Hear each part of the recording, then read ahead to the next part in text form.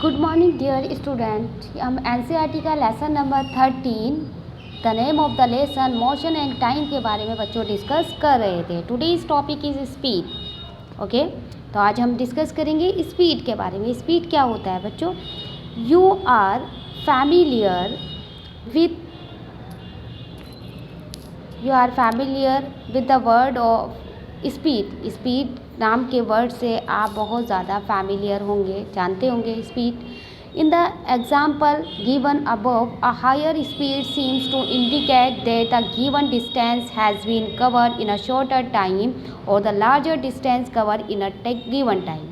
मतलब कि डिस्टेंस को हम किस तरह कवर करते हैं? कोई भी शॉर्ट टाइम में, कम समय में जो चीज़ ज़्यादा डिस्टेंस को कवर कर ले वही क्या कहलाती है? वही हमारी स्पीड कहलाती है। ओके, या फिर अगर हम दूसरे शब्दों में कहें कि जो भी गिवन टाइम हमें दिया गया है उसमें जो चीज़ सबसे ज़्यादा डिस्टेंस कवर कर लेती है उसी चीज़ की स्पीड सबसे ज़्यादा है।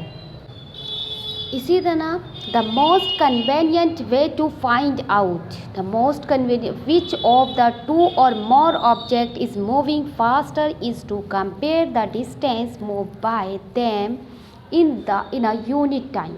मतलब कि कैसे बहुत ज़्यादा कन्वीनियंट हो जाएगा कि कौन सी चीज़ ज़्यादा डिस्टेंस कवर कर रही है। कैसे? अगर आपको टाइम दिया गया है यूनिट टाइम, तो टाइम के थ्रू दो चीज़ या दो से ज़्यादा चीज़ जो ज़्यादा डिस्टेंस कवर करेगी वही क्या होगी? वही हमारी स्पीड कहलाएगी। ओके, वही हमारी क्या कहलाएगी? वही हमारी स्पीड कहलाएगी। तो हम दो चीज़ों के बीच में या दो से ज़्यादा चीज़ों के बीच में कंपेयर कर सकते हैं कि किसने ज़्यादा डिस्टेंस कवर किया है। जो आपको यूनिट टाइम दिया गया है उस टाइम में जो चीज़ सबसे ज़्यादा डिस्टेंस कवर करेगी वही हमारी क्या होगी? वही उसकी स्पीड होगी। Thus if we know the distance cover by 2 buses in 1 hour, इसी अगर 2 बसेस 1 घंटे में डिस्टेंस कवर कर रही हैं, we can tell which one slower. तो आप इजीली बता सकते हैं कि कौन सी स्लो है।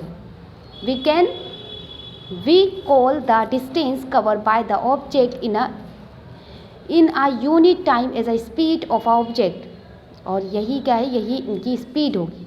मतलब अगर आपको टाइम दिया गया है और 2 बसेस जो कि एक उस टाइम में सबसे ज़्यादा डिस्टेंस कवर करेगी वही क्या होगी? वही उसकी स्पीड होगी।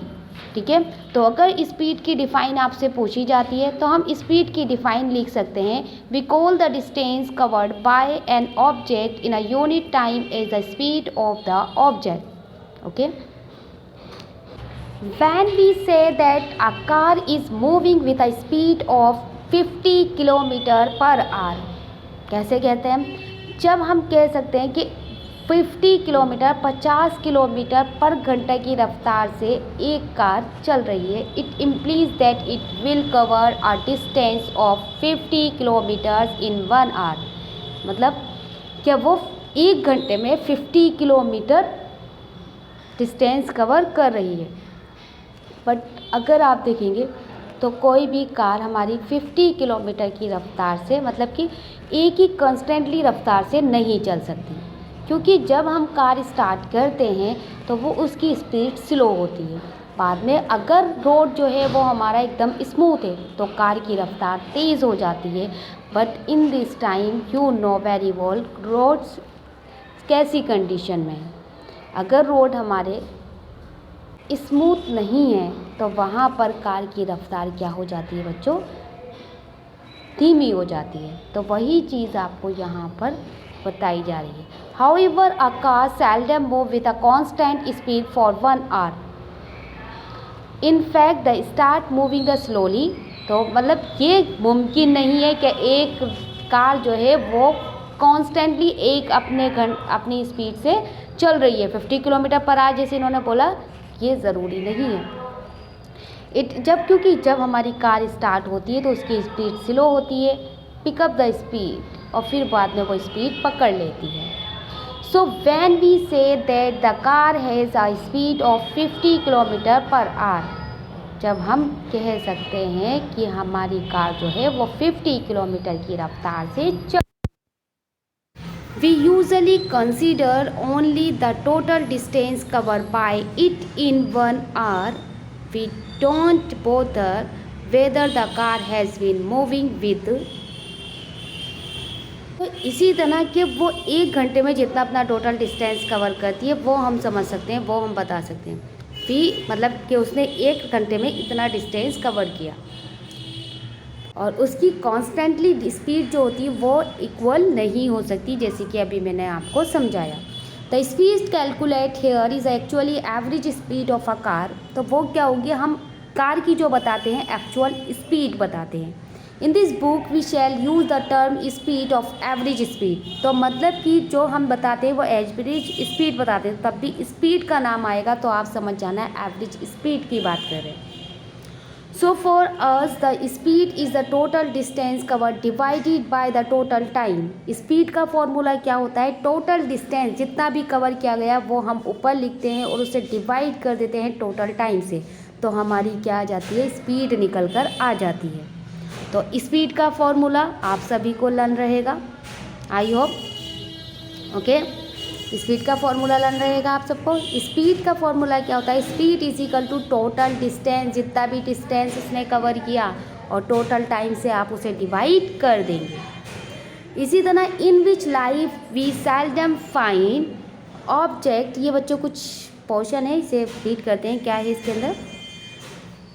In everyday life we seldom find object moving with a constant speed over long distance or for long duration of time. If the speed is and moving along, कुछ इसे बताया गया है कि एक कार जो है वो कॉन्स्टेंटली एक ही रफ्तार से नहीं चल सकती, ये आपको बताया गया है। If the speed is an object moving along the straight line keep changing its motion is said the non-uniform। जैसे हमने आपको बताया कि कॉन्स्टेंटली रफ्तार से जो भी टाइम दिया गया है तो उसके अकॉर्डिंग कॉन्स्टेंट रफ्तार से नहीं चलती, ठीक है। तो अगर इस मतलब हमारी जो स्ट्रेट लाइन में कार नहीं चल रही है, चेंज कर रही है वो अपनी डायरेक्शन बार बार चेंज कर रही है, मतलब कभी तेज़ थी कभी हल्की हो गई, तो वो हमारा क्या कहलाएगा, उसका मोशन चेंज हो रहा है तो वो कहलाएगा नॉन यूनिफॉर्म। अगर मोशन चेंज हो रहा है तो वो नॉन यूनिफॉर्म, कभी धीरे थी कभी तेज़ हो गई कभी हल्की हो गई, तो ये क्या कहलाएगा, आपका नॉन यूनिफॉर्म कहलाएगा। तो नॉन यूनिफॉर्म की डिफाइन आप बता देंगे easily. If the speed of N object moving along a straight line keep changing its motion is said a non-uniform, okay। On the other hand, an object moving along a straight line with a constant speed is said a uniform motion। मतलब वो constant एक चीज़ है, straight line में चल रही है और constant speed से चल रही है, अपनी स्पीड एक ही रख कर चल रही है, तो that is called uniform motion. तो आपको यूनिफॉर्म मोशन की डिफाइन भी पता चली गई।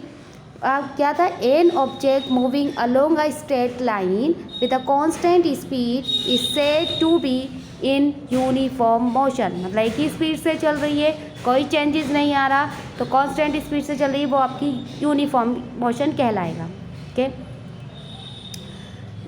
This case in the average speed in the same of as actual speed, और यही क्या कहलाएगी, ये आपके एक्चुअल स्पीड कहलाएगी। मतलब कि क्या है, अगर कांस्टेंट एक ही स्पीड से वो चल रही है, 50 की स्पीड से चल रही है, तो 50 और तो वो वही हमारी एवरेज स्पीड आएगी, क्योंकि उसमें कोई चेंज नहीं हुआ। We can determine the speed of given object, one can measure the time taken by the covered certain distance. In class 6 you learn how to measure distance, but how do we measure time, let's us find out. तो जैसे कि आपको बताया कि किस तरह से हमने प्रीवियस क्लास में सीखा था कि डिस्टेंस हमारा कैसे कवर करते हैं, तो अब मेजर भी हमें सिखाया जाता, बट हमारा नेक्स्ट टॉपिक है मेजरमेंट ऑफ टाइम, जो कि हम नेक्स्ट वीडियो में कवर करेंगे। थैंक यू स्टूडेंट, जितना पढ़ा है उसे रीड कीजिए। If you have any problem so you can ask me in my personal number.